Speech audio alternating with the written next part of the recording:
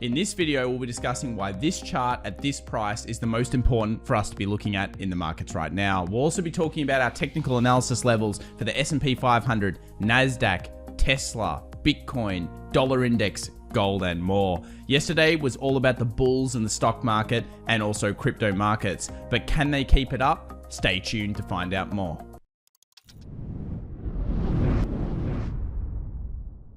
All right, guys, well, it was a bit of a sea of green in technology, healthcare, and other sectors, while minerals and, of course, banks did not do so well. We can see that down the bottom left-hand side here. Let's take a look at the indices straight away to see where the money was flowing, and it was clearly flowing into the NASDAQ. Take a look at that big bull in the morning. We've theorized that if it got through that 13,200 level, it was going to move quickly to the 13,400. It certainly did so, and then from that point, we obviously went even higher. Very impressive stuff here. Breaking key levels. We'll talk about why the bulls may have just got control of this market in a few moments. Let's also talk about the SP 500, 1% up. Also a theorized point. We looked at this last night in the live stream. Looked really, really bullish. And then, of course, IWM and the Dow Jones both coming through with some pretty good numbers there.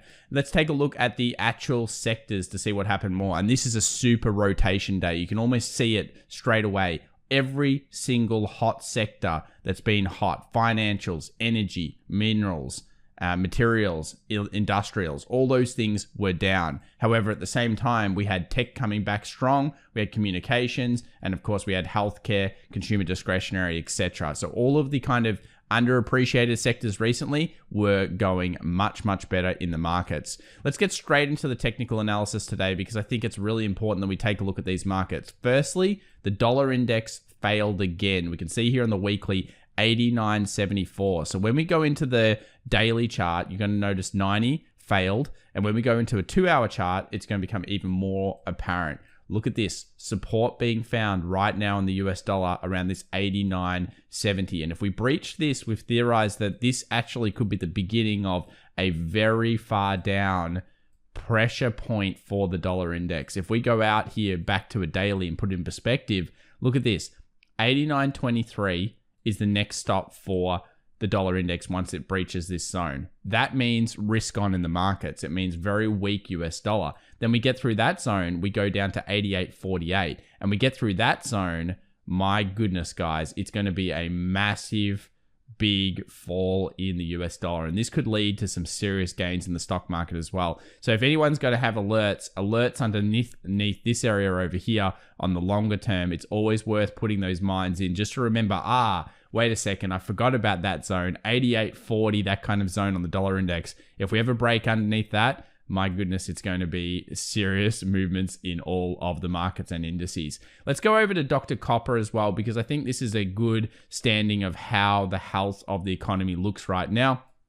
Copper's been running incredibly strongly for quite a few weeks. It kind of did this massive, huge move, came back down, and now it's sitting right on support. So you'll notice here, copper's sitting right on that 450. Sometimes people call it Dr. Copper because it really does show that health of the economy. And right now it's pulling back to just a standard kind of 20 moving average. Might go down as far as the 50 moving average. Nothing to be concerned here, but the bottom would like to be found either at this point or this point, just to show that the market is still healthy and the economy and the rebound is still healthy. Let's go over to gold now, because gold has been moving up strongly. It's still hovering around between these zones. And I think yesterday when we did the live stream, a few people said, what do you think about gold right now?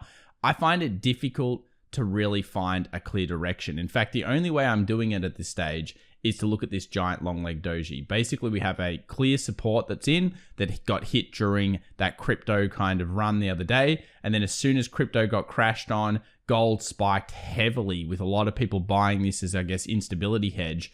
And we saw it move up. Now, if we get a closure above what we call a long leg doji up here, I think that not only does gold go through 1900 because it's coiling before it, but on top of that, we could be going all the way to the 1960 resistance. Yes, 1960 could be the next stop for gold. You'll see why as soon as you put it on a chart. Resistance, all the way through this point, just underneath 1960. Very nice level, and already a great run here for the metal. Now we go over to silver, similar type of thing. I think silver's looking a little bit stronger.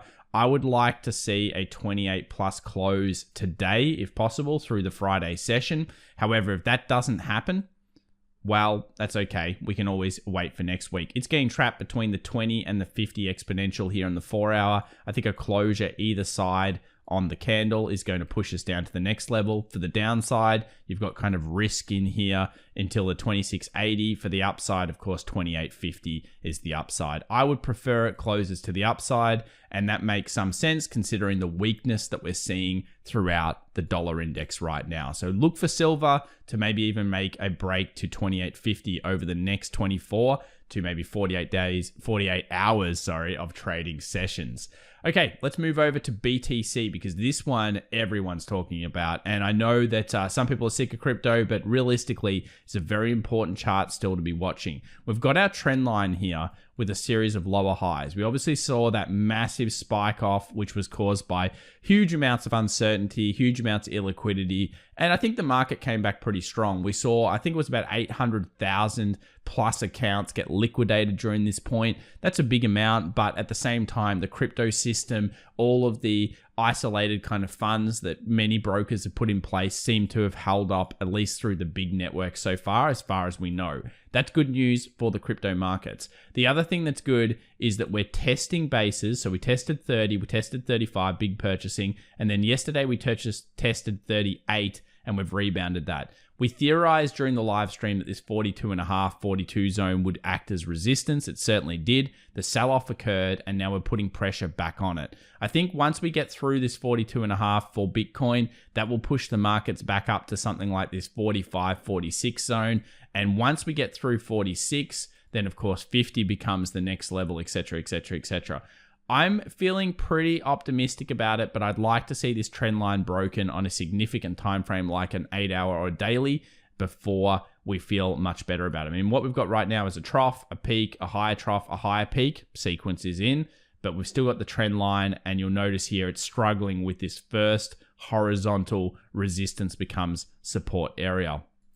Now, for many of you, you're getting a bit pumped about, of course, the opportunities in the market. We saw big bullishness yesterday, and Tesla is one that we do cover on the channel. We knew that this candle was not a bearish looking candle because it couldn't close below. And on the daily, you'll see this gap below, bullish up. That is not a closure underneath the price. That is a gap with strong buying momentum. Now, we've got this little trap in here, which is basically a little bit of consolidation. You'll see the long leg doji. You'll see the indecision that's between these 2 points. And when Tesla goes, you guys know it goes. So if it gets through this, like let's call it 595, we'll call it 600 because it's a psychological level. If we get a closure above 600, where are we going? I think we're going to like a 660 and then testing the previous support as resistance. And the devil number is probably going to come out, the 666. That's actually the correct level. It's super interesting stuff here on Tesla, and it could happen within the next 2 trading sessions. So in the next 2 trading sessions, we could get up to 666 quite easily, purely based on the fact that we're consolidating down here and we see a closure breakout, which leads to bullish momentum. It also will make sense when we take a look at the Fang and the NASDAQ in just a few moments. Speaking of the Fang, check this one out, guys. Fang index completely looks bullish at this stage. This is a 2 hour chart, but look at this. Support, support, support, support, became resistance. We had a trough, we had a peak, we had a higher trough, and now we've got the higher peak. If we go over to a daily, you're going to see closed confirmation above that level. This thing looks bullish. The candle looks bullish. We had the hammer here in the futures trade. Then, of course, we've got the follow on, breaking to a new high, getting through all these moving averages. The Fang looks super delish in terms of TA on the markets. And I think that this leads to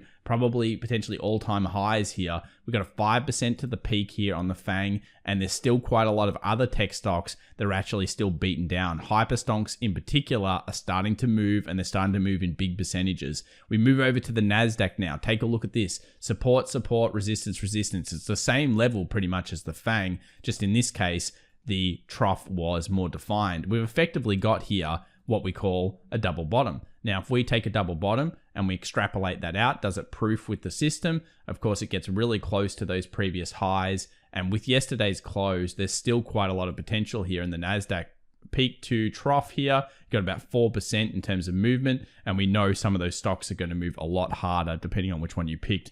Daily has closed above, gotten through the moving averages. It's moving here in the futures, as you can see. You move over to the QQQ, you load it up, closed above the moving averages. This is the type of thing that you think, yes, the bulls are back in control of the market. The bears have tried to push it through. We got a full-on 8% correction here, pretty much through the NASDAQ market, which is kind of in line with what we thought for May. And the bulls seem to be like, you know what? We're ready to go to the next level, and possibly we're ready for rotation back into tech, because some of those other stocks, such as financials, were getting a little bit too hot, and we want to punish people that have been buying them recently. We reported a few weeks ago that most of Wall Street, when they're buying the banks at the moment, the financials, they're putting covered call scenarios on. So what that means is that they're actually, let's say they buy a bank and they buy it for $180. What they're actually doing is they're selling a call either at $180 to protect it down, or maybe even underneath, where they're selling it at like 178, which gives them some padding. So the idea is they buy it because they think it's stabilized. They want to hold banks in the portfolio, but they don't think that the upside, as in the movement up, is as much as the downside, and they think it's going to be like neutralized. And when you think it's neutralized, or it's going to be maybe, I don't know, 5 to 10% over the next year, and you can receive a guaranteed 5 to 10% in a sold covered call, why wouldn't you just put the covered call on it? And that's what a lot of people in Wall Street are still doing with these financial stocks. So it's very interesting to see that. We also saw Buffett selling Wells Fargo positions and other positions recently. So clearly a few people think that maybe there's not that much gains. Maybe Buffett's also learned from his experiences back in the global financial crisis of how at this period we get a lot of sideways action, and really the banks have to start saying, okay, the sugar rush is over. Let's now find out which ones are doing well, which ones are not doing well. Maybe his advisors have said, look, this time around, we're not going to hold these positions as much, Warren. Okay, we can't do it. We can't do it, man. So let's take a look at this SP 500. And I think yesterday when we were looking at this, it was all about this level, and 4120 was the zone. We saw the trough, we saw the peak, the higher trough. We theorized, of course, day traders would be coming in at this point, pushing it up to the 4180, and we certainly did get close. At the time of this recording, we got 4169. 4180 is the high. Look, I guess when we're looking at the markets, you always want to look at the SPX. So when you're talking about where does the real bulls come back in, it's going to be 4180 closure above for the S&P. This is going to put in effectively a double bottom. But I think what we saw in the price action we saw from tech yesterday is probably a precursor to further bullish momentum. I mean, this is a very strong level, and it is important, but at the same time, the NASDAQ has already shown us the bullish intentions and the bullish intentions of the market. So definitely check that out. We go to the daily here as well. We reset this and have a look. You will see that, of course, we have a morning star as well. So we've got effectively the sequence that we want. We have a sell-off, we have a bullish hammer, we have a gap both ways, and of course we've got the closure. This is the type of thing that we want. You would have preferred it was, of course, stronger on the right-hand side. Another bullish intention here in the markets. So it looks like the bulls are back, and are back in control of the markets for now. We may see some pullbacks in the NASDAQ, maybe back down to the 13.4. So people are looking for dips. I mean, that's maybe what you get. We go over here and I'll have a quick look at it on the QQQ and you'll see what I mean. Basically just down into this level, find support around this 326.60, and then picks it back up off that level to go long. But it just really looks like the bulls are back, and I think the price action is showing us that across the board. As always, if you guys enjoy this video, please remember to subscribe, hit that like button. We'll see you live 1.5 hours early before stock market open for Friday open. It's going to be an absolute cracker. We might see some very massive moves in some of the hyper stonks as well if the bulls really do get control of this market again. Speak to you soon, guys. Have a great day.